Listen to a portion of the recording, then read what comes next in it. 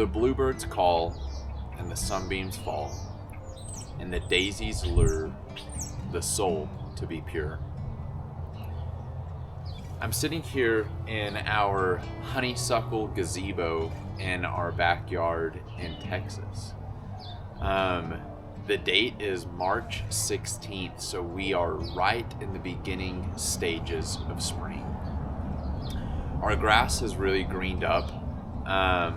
Everything is starting to show the first signs of emerging from dormancy. Just a beautiful reminder of the importance of nature and the importance of seasons and the impact it has on our natural environment. And that just transpires into really every aspect of our life, and it's just a great place and a great time to reflect. Recently, here in our backyard garden, we've been on a journey of what we call rewilding it. Last year, we planted a ton of wildflower seeds. Y'all probably saw that, and we made a huge garden.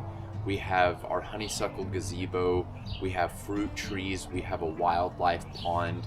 Our backyard is really something that we admire and where we can connect with nature even within a suburban city environment. And that's actually what I want to talk to you about today. Now that March 16th is here, we recently just planted over 100,000 wildflower seeds, many of them behind me, many of them in the beds in the other section of our garden. And we also did something new this year where even in our turf, in our grass itself, we have planted thousands of Dutch clover seeds, daikon radish seeds, and wheat seeds. Even actually some winter peas as well. I talked about that in a previous video about how we were going to be cover cropping our actual grass. And again, what this ties into is this ideology that we have of rewilding our suburban lot here in America. The issue with American yards is monoculture. Monoculture is the practice of planting one variety of a plant, and that's it. So, for example, a cornfield is a monoculture, or your fescue front yard and backyard is a monoculture. And we've adopted this ideology that anything that we would consider a weed, anything that's not that one specific plant, is an issue and it needs to be eradicated and removed. Doing so eliminates biodiversity, and this is starting to have an impact on our natural environment around us. Even recently, in 2024, the number of monarch butterflies has dropped shockingly low, the lowest it's ever been in recorded history. And a part of that is because we have we have removed wild and natural ecosystems and nature from suburban America. But the beauty of that is you have the ability to reverse this, and you have the ability to make an impact to help our pollinators, to help the butterflies, the birds, the insects that literally keep us alive and make the world go round. Now that spring is here, we are continuing on this journey of rewilding our backyard. I've shared some photos before of what our backyard looks like with the wildflowers and the beauty that this brings, from the aroma of just walking back here during the full bloom of the season to being able to pick fresh fruits off of our trees in a permaculture design as we're planting a lot of fruit trees this year, and being able to just pick and eat fresh vegetables from our garden, being able to watch the birds drink from our wildlife pond, and being able to listen to nature even in a suburban environment.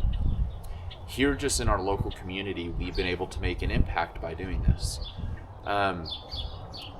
For example, not only with the wildflowers, but like I said, with what we did in our actual turf and our grass with the clover and with the radish and with the wheat and the winter peas, well, these are their nitrogen fixers. And they actually take nitrogen from the air and put it into the soil, and they're crucial to a biodiverse environment.